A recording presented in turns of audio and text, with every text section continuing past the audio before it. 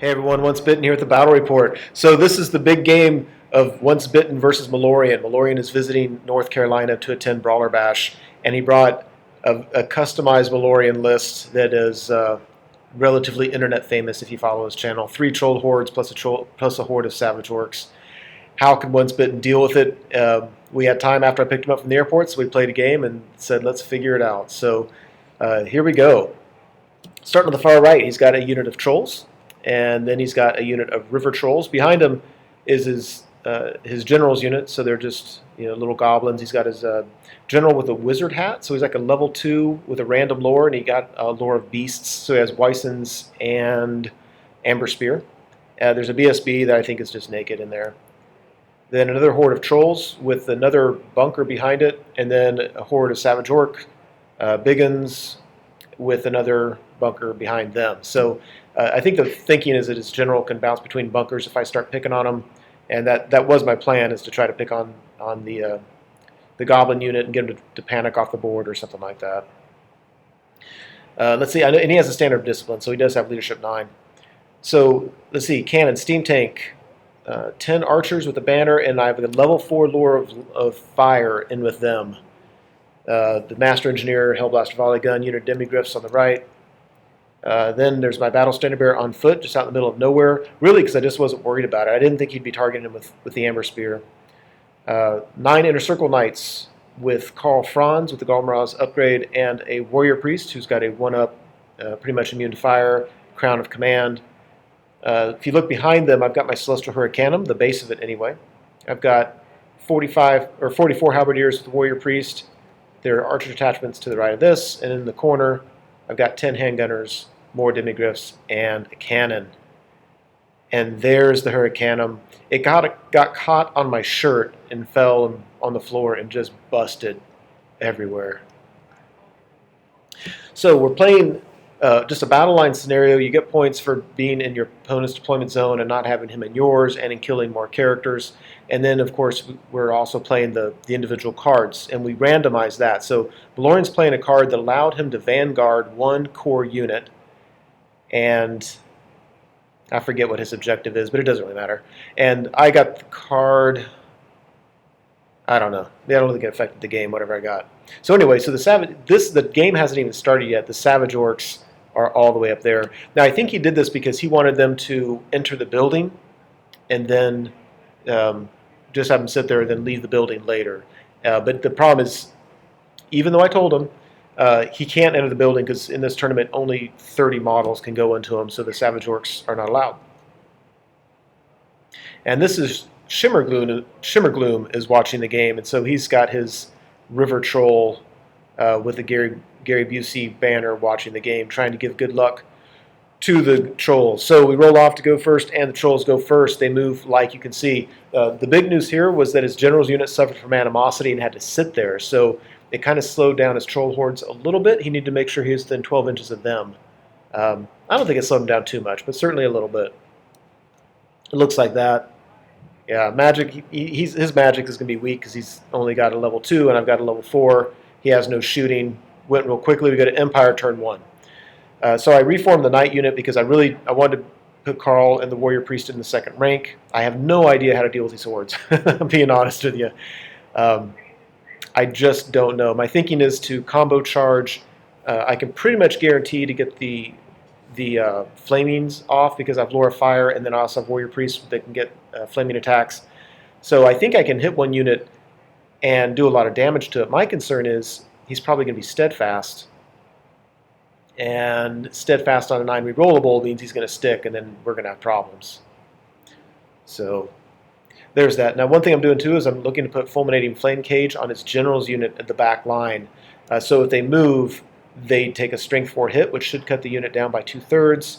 Could put wounds on his BSB in general, and just overall trying to keep them back far away so the trolls don't have leadership. Here on the far right, handgunners going to the building. I don't know what I was thinking. I wasn't thinking that his trolls could charge me, but actually they're not very far away. The only good news there is if those trolls charge the building, they're going to slaughter those handgunners, enter the building, and then probably never leave it because his general's never going to be nearby, so they're going to fail stupidity every turn. So that might work. The Nimigriffs, because he had reformed his trolls, I decided to bring them towards the middle. I'm hoping those trolls up there just get away from his general and stumble around all game. But they failed their swift reform, so they reformed and they just were stuck like that. On the far left, the steam tank goes plowing into the Savage Orc Biggins. I think that's the most I can hope for. I can kill a bunch. I might win combat. I should win combat, actually. And they would lose their frenzy. And they'll be strength 5, but I think I'll be okay for the most part. Go to magic, and I get the fulminating flame cage off. Other than that, nothing really of significance happened.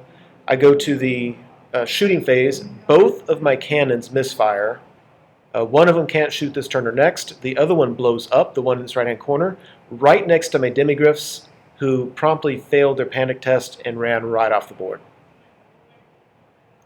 Fantastic, because I'm not at a disadvantage anyway.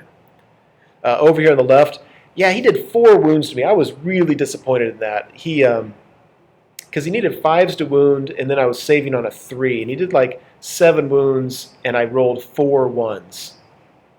But whatever, they're held up, they've lost their frenzy, they are at least manageable. The problem is the demigriffs that need to support are kind of far away.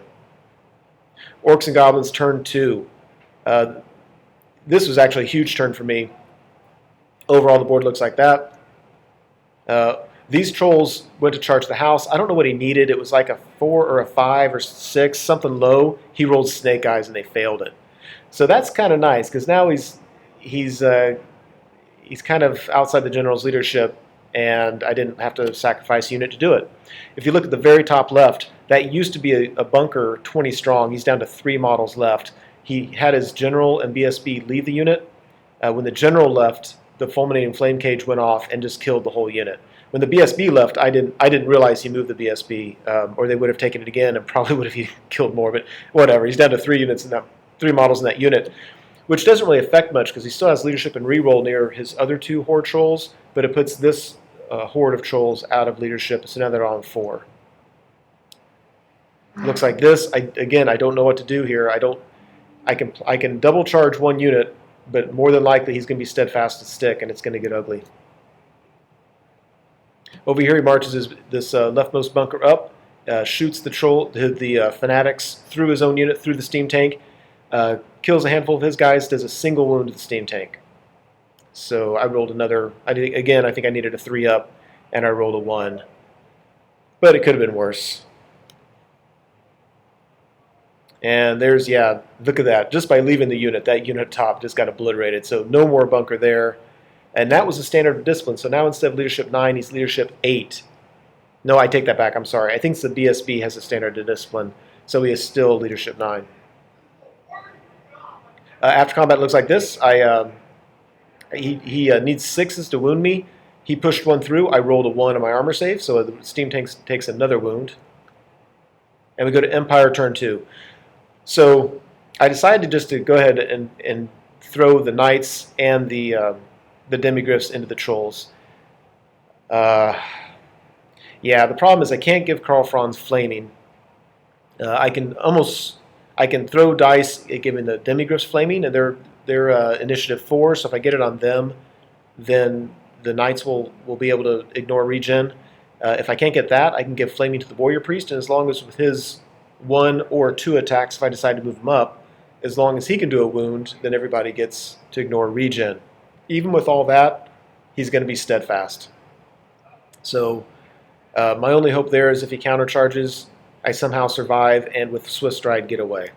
that's my only plan. Over here, I misfire and I take 2 wounds and I get 2 steam points. So I actually have 6 steam points. So I get a grind with 3 and do a strength 4 breath weapon. So that's kind of nice. The downside is I'm down to like 3 wounds remaining or something crazy like that. There's that. Not a brilliant move. I do end up putting Karl Franz up on the front right so that only 1 troll is touching him. So 3 can puke on him, but at least 6 can't. So overall it looks like that. And we go to combat. Yeah, I kill a total of 4. I think Karl Franz did 0 wounds. It was just really disappointing. So the thinking here was I reformed one wide, and I put my champion on the far right, so that when his trolls countercharge me, they only hit the champion.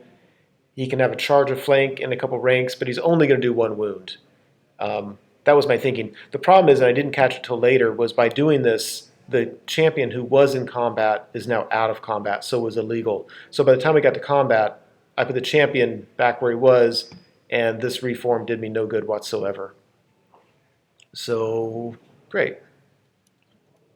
And I did get the flaming off. Over here, though, yeah, with all the strength 4 breath weapon, I did more wounds to him than he did to me. And with everything else, I still won combat. He broke and ran away and panicked the bunker behind him. So there's Night Goblins and Savage Orcs that have a real good chance of running off the table. So I was pretty happy with that. So I like the left flank. The middle, I'm just screwed. I mean, Demis, Knights, and Karl Franz are about to just get wasted. Orcs and Goblins turns 3. River Trolls into the flank. It's not good. His other trolls suffer from stupidity. They stumble forward. His general's right in the middle, supporting. Look at the top left. He was outside of leadership and reroll on both those units, and they both ran off the board.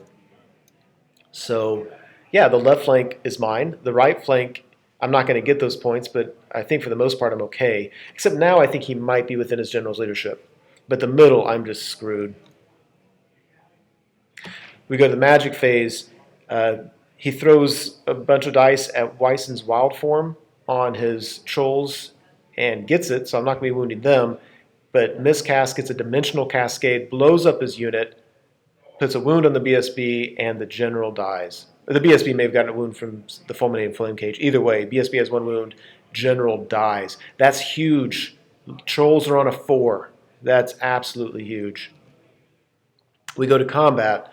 Yeah, so he kills every knight. He kills the warrior priest. Karl Franz is still alive. Both demigryphs are actually still alive. I'm on Snake Eyes, and he breaks me. Now, at that point, I wanted to break, because if I stay in combat, he's going to kill him.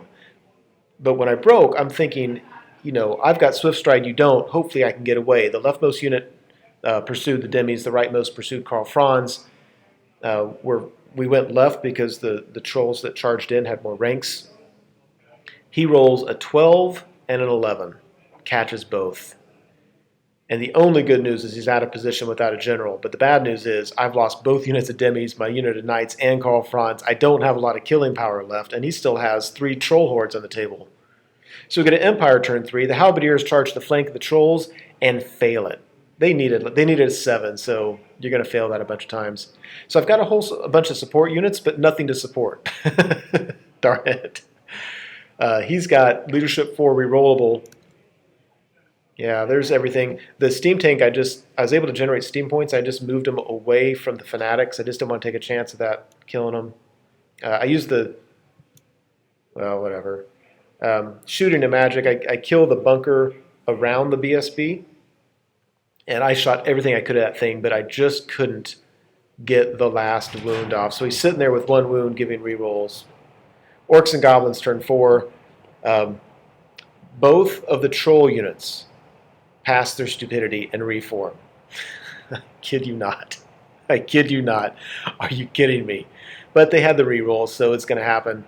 The problem is keeping his center the same. There really wasn't a whole lot he could do with them. So they're both facing my lines. One of them's 3 wide, but a bunch deep.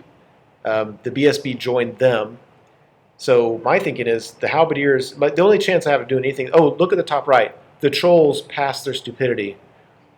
But there's really nothing they can do. They just reformed.